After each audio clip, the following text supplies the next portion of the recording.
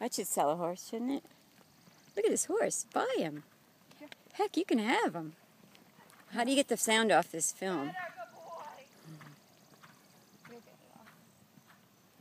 so energetic. Who? Sonny. That's because he's been, because Alex has legs of steel. And a brain to match.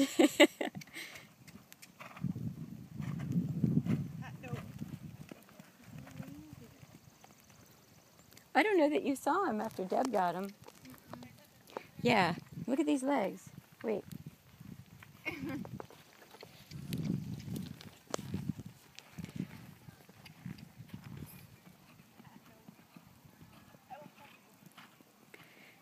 Not quite hunter style, huh? No, but he would make an excellent dressage horse. Wouldn't he? That's what I keep telling everybody.